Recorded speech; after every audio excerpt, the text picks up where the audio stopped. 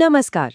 आज ना हम श्रीमद् भागवतम के एक बहुत ही गहरे, बहुत ही कमाल के संवाद में उतरने वाले हैं।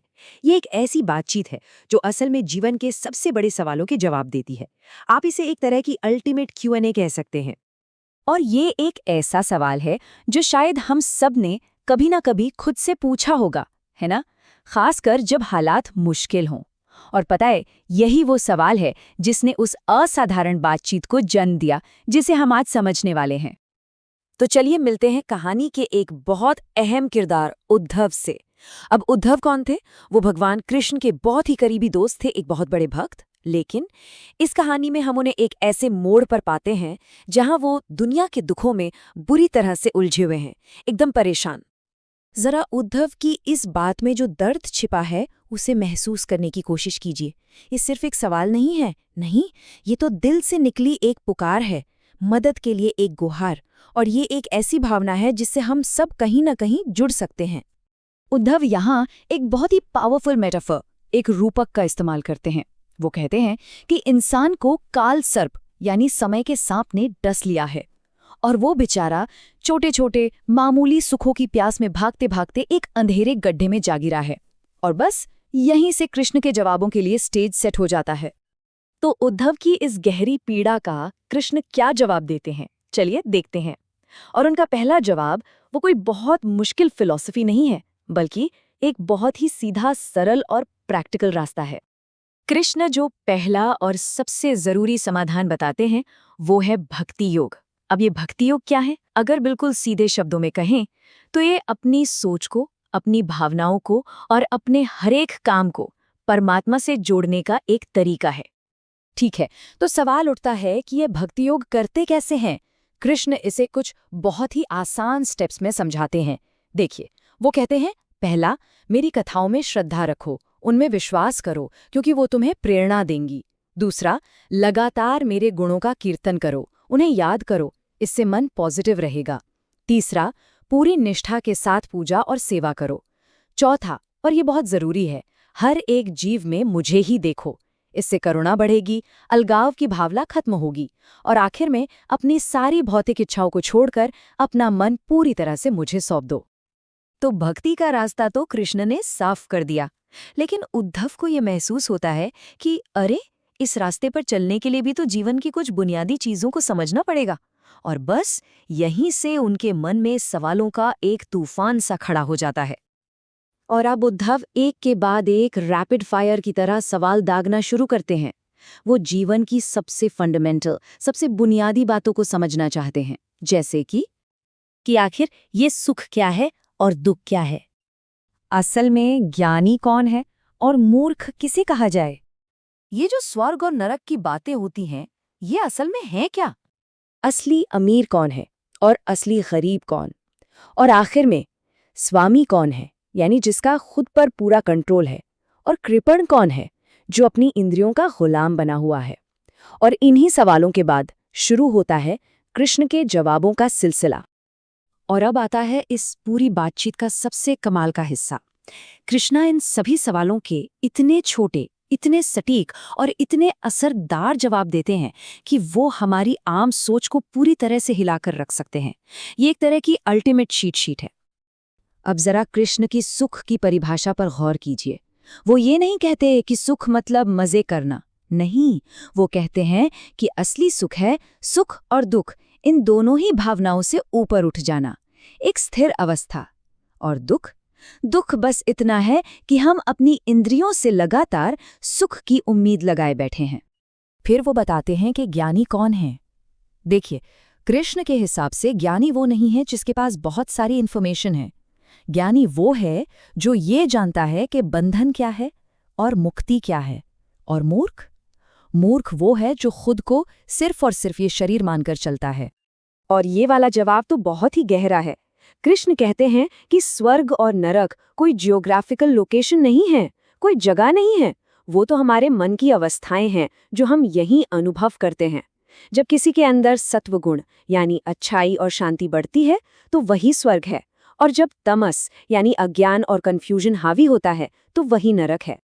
सोचिए, ये कितना बड़ा पर्सपेक्टिव शिफ्ट है। सच्चा अमीर वो है जिसके पास सद्गुण है, जिसका चरित्र मजबूत है, और गरीब कौन? वो जो हमेशा असंतुष्ट रहता है, जिसके पास कितना भी हो कमी लगता है। तो गरीबी भी पैसों की नहीं, मन की एक अवस्था है। चलिए बाकी जवाबों को भी फटाफट देख लेते हैं। स्वामी या ईश्वर वो है जो प्रकृति के गुणों से डिटैच्ड है, जिसे कोई लगाव नहीं। और कृपण, वो जो अपनी इंद्रियों पर कंट्रोल नहीं कर पाता। सही रास्ता वो है जो परमात्मा की ओर ले जाए, और गलत रास्ता वो जो मन में भटकाव और बेचैनी पैदा करे। तो आप देख रहे हैं, थीम बिल्कुल क्लियर है। अंदरूनी कंट्रोल बनाम बाहरी चीजों से अटैचमेंट। उद्धव के हर एक सवाल का जवाब देने के बाद कृष्ण एक ऐसी बात कहते हैं जो सच में दिमाग को झकझोर देती है। ये एक ऐसा आइडिया है जो पूरे खेल को ही बदल देता है। इस बात को जरा ध्यान से सुनिए, एक पल के लिए रुककर इस पर सोचते हैं।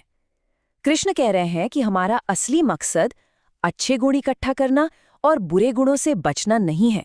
नहीं, असली गुण तो अच्छा और बुरा इन दोनों से ही ऊपर उठ जाना है।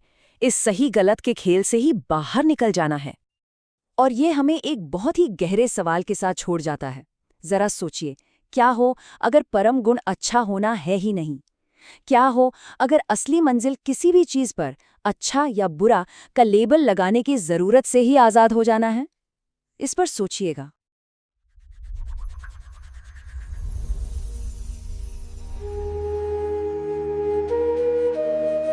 तो आज हम श्रीमद् भागवत के एक बहुत ही अद्भुत संवाद पर चर्चा करने वाले हैं, 11वां स्कंद। जी, जहां भगवान कृष्ण अपने प्रिय सखा उद्धव को जीवन के कुछ बहुत गूढ़ रहस्य बता रहे हैं। हाँ, और खास तौर पर अध्याय 19, जहां बात होती है कि भाई सच्चा ज्ञान क्या है, सच्ची भक्ति कैसी होती है, और जो हम रोजमर्रा के शब्द इस्तेमाल करते हैं, सुख, दुख, धन, इनके असली मायने क्या हैं? बिल्कुल, और इसका संदर्भ भी समझना जरूरी है। जी। ये बातचीत हो रही है महाभारत युद्ध के बाद। अच्छा।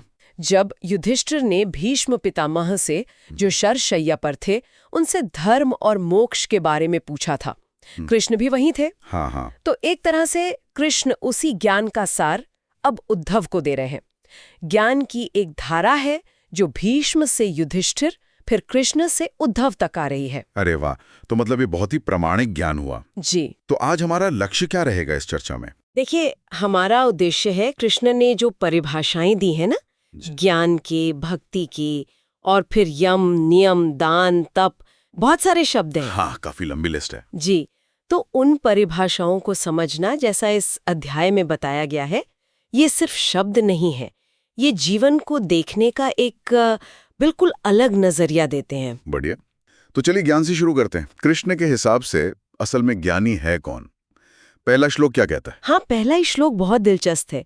वो कहते हैं कि ज्ञानी वो है जो सिर्फ शास्त्रों को पढ़ा सुना ना हो, बल्कि आत्मसंयमी हो। अच्छा, आत्मसंयम जरूरी है? बहुत जरूरी। और वो केवल अनुमान पर न चले, मतलब सुनी सुनाई बातों पर नहीं, अनुभव पर आधारित हो, संसार को माया का खेल समझे, और सबसे अहम बात, क्या? वो अपने इस ज्ञान को भी मुझ में यानी कृष्ण में समर्पित कर दे। एक मिनट, ज्ञान को भी समर्पित कर दी है कैसे? ज्ञान तो रखने की चीज होती है ना? यही तो खास बात है। दूसरे श्लोक में वो समझाते हैं कि जब ज्ञानी अपना ज्ञान भी समर्पित कर देता है, तो वो कृष्ण को ही अपना सब कुछ मानने लगता है। सब कुछ? मतलब अपना लक्ष्य, अपना आश्रय, अपना स्वर्ग, अपना मोक्ष, सब कृष्ण ही हो जाते हैं। फिर कृष्ण से प्यारा उसके लिए कुछ नहीं रहता। अच्छा। और कृष्ण कहते हैं कि ऐसा ज्ञानी मुझे बहुत प्रिय है। क्यों?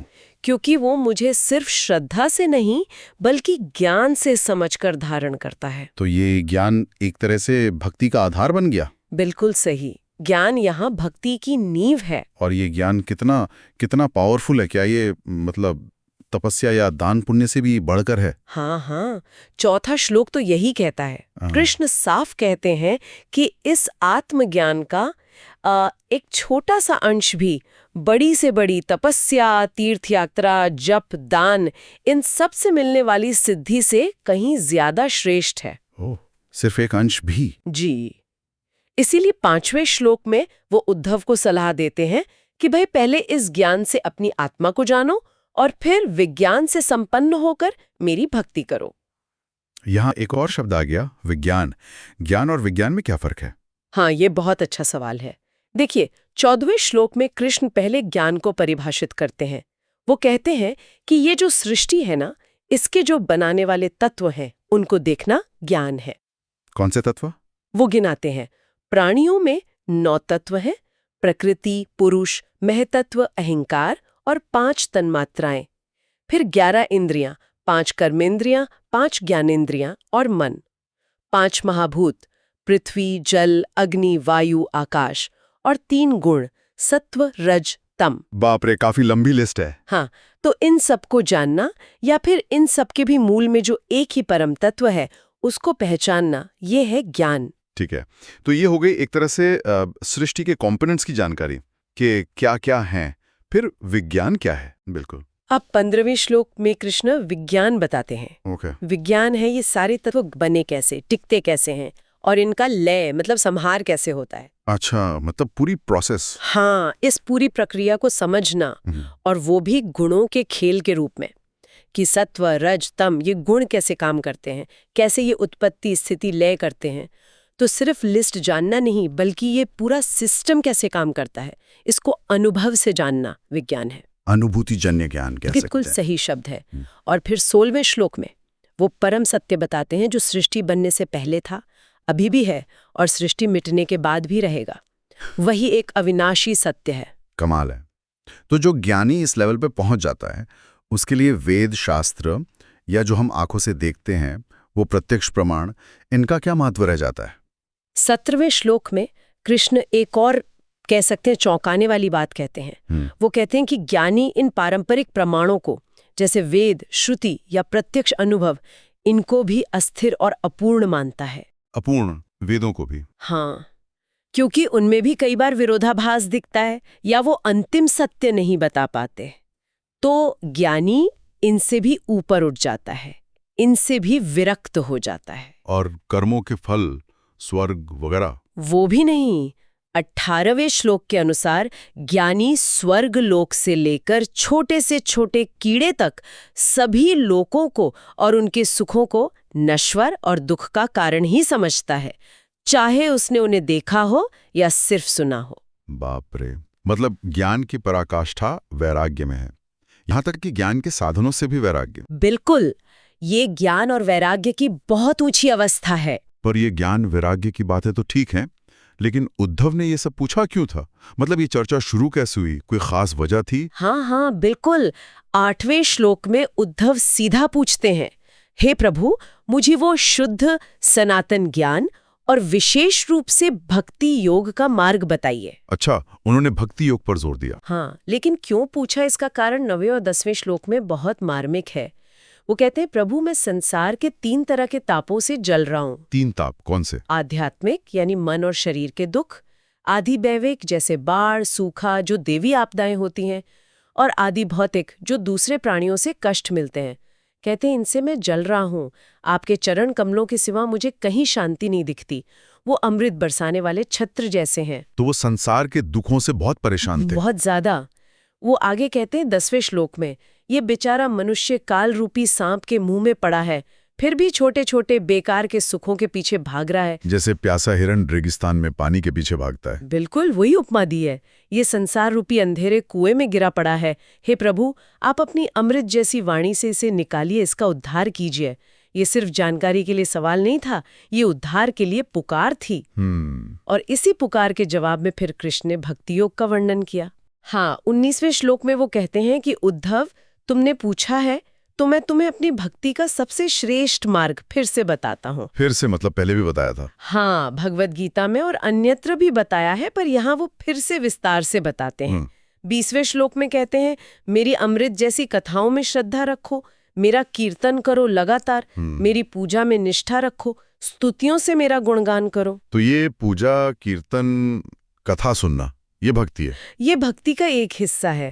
पर इतना ही नहीं, 31वां श्लोक और आगे जाता है। वो कहते हैं, मेरी सेवा करो आदर से, मुझे साष्टांग प्रणाम करो, और ये देखिए कितनी बड़ी बात है, मेरे भक्तों की पूजा मुझसे भी बढ़कर मानो। भक्तों की पूजा भगवान से भी बढ़कर? हाँ, और सबसे बड़ी बात, सभी प्राणियों में मुझे ही देखो। ये नहीं कि सिर्फ मंदिर में भगवान है, चींटी से लेके हाथी तक सब में मुझे देखो। ये तो भक्ति को बहुत व्यापक बना देता है, सिर्फ पूजा पाठ तक सीमित नहीं रखता। बिल्कुल, ये जीवन जीने का तरीका बन जाता है।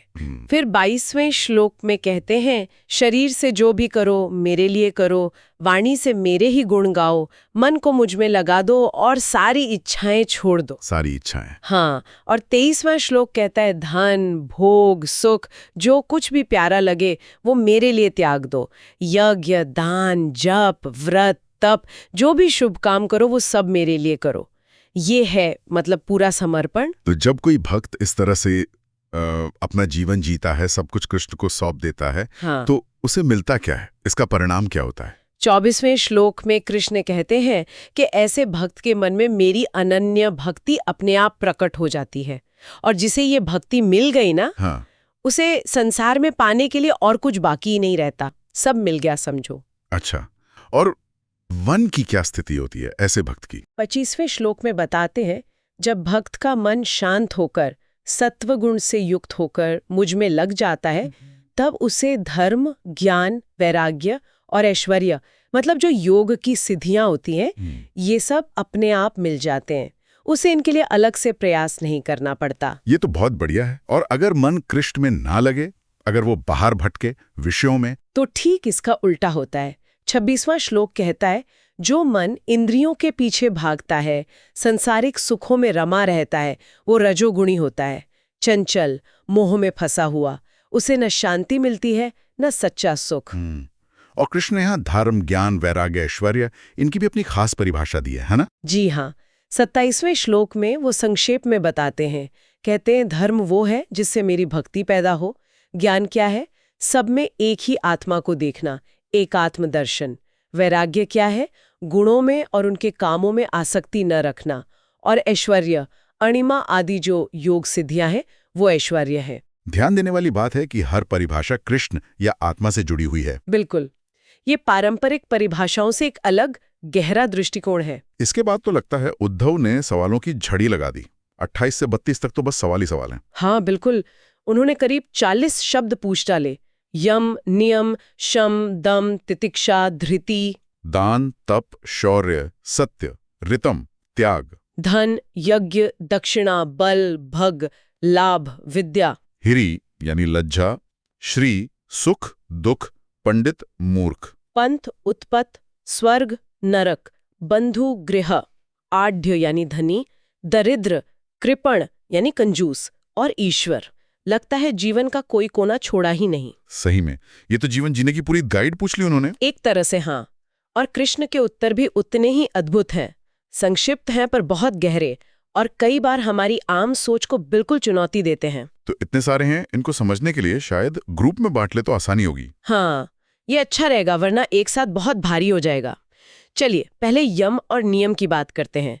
योग में ये बहुत महत्वपूर्ण माने जाते हैं। हाँ, अष्टांग योग के पहले 2 अंग। जी, तो 33वें और 34वें श्लोक में कृष्ण 12 यम और 12 नियम बताते हैं। यम मतलब सेल्फ कंट्रोल के सिद्धांत। क्या क्या है इनमें मुख्य? अहिंसा, मन वचन कर्म से किसी को कष्ट ना देना।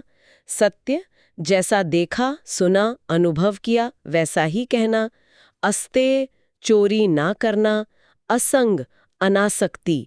हिरी, बुरे कामों में शर्म महसूस करना। असंचय, जरूरत से ज्यादा इकट्ठा ना करना। आस्तिकता, ईश्वर में विश्वास। ब्रह्मचार्य, मौन स्थिरता क्षमा, और अभय यानी निडरता। ये 12 यम है। ये तो जीवन जीने के नैतिक आधार हो गए। और नियम वो क्या है? नियम व्यक्तिगत अनुशासन से जुड़े हैं। इनमें मुख्य है शौच मतलब बाहर और अंदर की सफाई, जप तप, स्वधर्म पालन के लिए कष्ट सहना ये तप है, होम यानी यज्ञ, श्रद्धा, आतिथ्य मेहमान का सत्कार, मेरी पूजा, कृष्ण कहते हैं मेरी पूजा, तीर्थाटन, परार्थ चेष्टा दूसरों की भलाई की कोशिश, तुष्टि यानी संतोष, और आचार्य सेवा गुरु की सेवा। ये 12 नियम है। 12 यम और 12 नियम। हाँ, और 35वां श्लोक कहता है कि इनका अगर निष्ठा से पालन करें तो साधक को मनचाहा फल मिलता है। ठीक है। अब मन और इंद्रियों के कंट्रोल वाले शब्द शम, दम, तितिक्षा, धृति, कृष्ण ने इनका क्या अर्थ बताया? 36वें श्लोक में बहुत ही सुंदर और सटीक परिभाषाएं हैं। शम क्या है? बुद्धि का मुझमें यानी कृष्ण में स्थिर हो जाना, बस बुद्धि वहीं टिकी रहे। और दम? दम है इंद्रियों को वश में करना। तितिक्षा, दुखों को शांति से सह लेना बिना विचलित हुए। और धृति, ये खास है, जीभ और जननेंद्रिय के वेग पर विजय पाना। अच्छा, जीभ और जननेंद्रिय पर खास जोर। हाँ, क्योंकि ये वेग बहुत प्रबल होते हैं। तो ये सब अंदरूनी नियंत्रण की बातें हैं। अब आते हैं दान, तप, शौर्य, सत्य पर। इनके बारे में तो हमारी एक आम समझ है। क्या कृष्ण कुछ अलग कहते हैं? हाँ, यहीं पर कृष्ण पारंपरिक अर्थों को एक आध्यात्मिक गहराई देते हैं। 37वें श्लोक में कहते हैं, दान क्या है? प्राणियों को दंड न देना, मतलब अभय देना, यही सबसे बड़ा दान है। तप? अपनी कामनाओं का त्याग करना, इच्छाओं को छोड़ना ही असली तप है। शौर्य, अपने स्वभाव के दोषों पर जैसे क्रोध, लोभ, इन पर विजय पाना ही असली बहादुरी है। और सत्य, सब में समभाव रखना, सब में ईश्वर को देखना, यही परम सत्य है। ये तो बहुत अलग है, सामान्य अर्थों से बिल्कुल भिन्न। बिल्कुल। अच्छा, ऋतम शब्द भी पूछा था उद्धव ने। इसे अक्सर सत्य का पर्यायवाची मानते हैं। और शौच यानी शुद्धि, त्याग यानी संन्यास। 38वें श्लोक में इनके भी विशेष अर्थ हैं। ऋतम है प्रिय और हितकारी सत्य वचन बोलना। सिर्फ सच बोलना काफी नहीं, वो प्रिय और हितकारी भी हो। शौच क्या है? कर्मों में आसक्ति न रखना, यही असली शुद्धि है। और त्याग या संन्यास, कर्मों के फल समेत सब कुछ छोड़ देना। फिर से वही बात, जोर बाहरी क्रिया पर नहीं, अंदर के भाव पर है। एग्जैक्टली। अब कुछ और बुनियादी शब्द लेते हैं। धन, यज्ञ, दक्षिणा, बल। आमतौर पर धन मतलब पैसा, यज्ञ मतलब वो हवन कुंड वाला यज्ञ, दक्षिणा मतलब पंडित जी को देने वाले पैसे, और बल मतलब शारीरिक ताकत। कृष्ण क्या कहते हैं? 39वां श्लोक इन सबको बिल्कुल पलट देता है। कृष्ण कहते हैं, धर्म ही मनुष्य का असली धन है। धर्म? हाँ, मैं स्वयं यानी कृष्ण ही परम यज्ञ हूँ। ज्ञान का उपदेश देना ही सच्ची दक्षिणा है। और प्राणायाम यानी श्वास पर नियंत्रण, यही परम बल है। अरे बाप रे, ये परिभाषाएं तो पूरी तरह से सांसारिक से आध्यात्मिक बना देती है इनको। बिल्कुल, ये एक पैराडाइम शिफ्ट है। आगे बढ़ते हैं। भग, लाभ, विद्या, ह्री, श्री, सुख, दुख। ये तो बहुत ही कॉमन शब्द है। हाँ। 40वें और 41वें श्लोक में इनके भी अनोखे अर्थ दिए हैं कृष्ण ने। भग क्या है? मेरा ऐश्वर्य, मेरे गुण, मेरी शक्ति ही भग है। लाभ, मेरी भक्ति मिल जाना ही सबसे बड़ा लाभ है। विद्या? आत्मा में जो भेद बुद्धि है ना, कि मैं अलग हूं वो अलग है, इस भेद बुद्धि का मिट जाना ही विद्या है। ह्री यानी लज्जा, बुरे कामों से घृणा होना, ग्लानि होना, ये ह्री है। श्री यानी संपत्ति, गुणों की अपेक्षा न करना, अनासक्ति वगैरह जो गुण है वही असली श्री है। और सुख दुख, ये तो सबसे ज्यादा महसूस करते हैं हम। कृष्ण कहते हैं, सुख और दुख दोनों से ऊपर उठ जाना, वही परम सुख है। और दुख क्या है? कामनाएं रखना और उनसे मिलने वाले भोगों की इच्छा रखना, यही दुख है। मतलब सुख वो नहीं जो हम प्लेजर समझते हैं, बल्कि सुख दुख के द्वंद्व से ही पार हो जाना सुख है। और दुख का कारण है इच्छा। ये तो पूरी सोच बदल देती है। बिल्कुल। और फिर बताते हैं पंडित कौन है?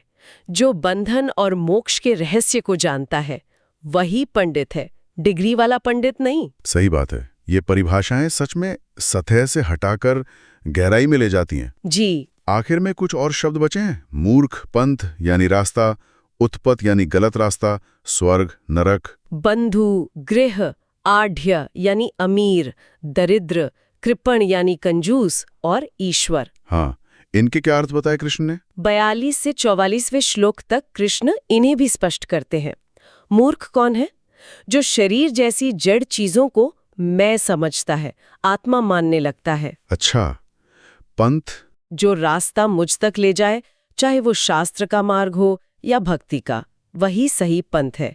उत्पत, चित्त का विषयों में भटकना, मन का इधर उधर भागना ही उत्पत है। स्वर्ग, सत्व गुण का बढ़ जाना ही स्वर्ग है। और नरक, तमोगुण का बढ़ जाना। तो स्वर्ग नरक कोई जगह नहीं बल्कि गुणों की अवस्थाएं हैं। कृष्ण के अनुसार तो यही है। फिर कहते हैं बंधु कौन है? मैं यानी कृष्ण ही सबका सच्चा बंधु और गुरु हूँ। गृह, ये मनुष्य का शरीर ही असली घर है। आढ़्य यानी धनी कौन है? जो गुणों से संपन्न है, जिसके पास अच्छे गुण हैं वही अमीर है। और दरिद्र? जो असंतुष्ट है, जिसके पास कितना भी हो पर संतोष नहीं, वो दरिद्र है। कृपण यानी कंजूस, जिसने अपनी इंद्रियों को वश में नहीं किया, वो अपनी शक्तियों का सही उपयोग नहीं कर रहा, इसलिए कंजूस है। और ईश्वर? ईश्वर वो है जिसकी बुद्धि गुणों में, मतलब सत्व रज तम में फंसी हुई नहीं है, आसक्त नहीं है, वही ईश्वर है, यानी अपने मन का स्वामी है। और इसका उल्टा, जो गुणों में फंसा है वो अनीश्वर है, परतंत्र है। वाह, कमाल की परिभाषाएं हैं। धनवान वो नहीं जिसके पास पैसा हो बल्कि जो गुणी हो। गरीब वो नहीं जिसके पास कमी हो बल्कि जो असंतुष्ट हो। ईश्वर कोई आसमान में बैठा राजा नहीं बल्कि वो जिसकी बुद्धि मुक्त है। ये तो पूरी तरह से आंतरिक स्थिति पर आधारित परिभाषाएं हैं। ये हमारी सामान्य समझ को वाकई चैलेंज करती हैं। निश्चित रूप से। और फिर अंत में 45वें श्लोक में कृष्ण इस पूरी बातचीत का इन सभी परिभाषाओं का सार बताते हैं। क्या कहते हैं वो? वो कहते हैं, हे उद्धव, मैंने तुम्हारे सारे सवालों के जवाब दे दिए। अब और क्या विस्तार से कहूं? गुण और दोष का सार, बस इतना समझ लो। हाँ, क्या है सार? कि किसी चीज को गुण या दोष की नजर से देखना, यही अपने आप में दोष है। सच्चा गुण तो इन दोनों से, यानी गुण और दोष की धारणा से परे हो जाना है। क्या बात है! ये तो बहुत ही गहरा निष्कर्ष है। मतलब ये अच्छा है, ये बुरा है, ये सही है, ये गलत है, हमारी जो ये देखने की आदत है, इसी में फंसे रहना ही प्रॉब्लम है। हाँ, कृष्ण का इशारा यही है कि असली चीज है इस द्वंद्व से ऊपर उठना। ध्यान बाहरी कर्मों या नियमों से हटकर पूरी तरह से भीतरी अवस्था पर चला जाता है, समत्व बुद्धि पर, परमात्मा के साथ एक होने की दृष्टि पर। तो जोर बाहरी बदलाव से ज्यादा चेतना के बदलाव पर है। बिल्कुल। ज्ञान से भक्ति तक पहुंचना और भक्ति से उस अवस्था तक जहां ये गुण दोष का भेद ही मिट जाए। तो फिर श्रोताओं के लिए आज का जो विचार बिंदु है वो इसी आखिरी श्लोक से लेते हैं। कृष्ण का कहना है, गुण दोष दर्शिर दोषो गुणस्तुभ्य वर्जिता। गुण और दोष को अलग अलग करके देखना ही दोष है और असली गुण इन दोनों से परे होना है। जी, तो सोचने वाली बात यह है कि हम अपनी रोजमर्रा की जिंदगी में, खासकर जब मुश्किल लोग सामने आते हैं या मुश्किल हालात बनते हैं, तब ये जो हमारी आदत है ना लेबल लगाने की, ये अच्छा ये बुरा, इस सोच से ऊपर कैसे उठें? हाँ, ये बहुत प्रैक्टिकल सवाल है। इस द्वंद्व से परे होने का, उभयवर्जिता होने का व्यवहारिक मतलब क्या है? इसे अपने जीवन में उतारा कैसे जा सकता है? मुझे लगता है इस पर मनन करना बहुत उपयोगी हो सकता है।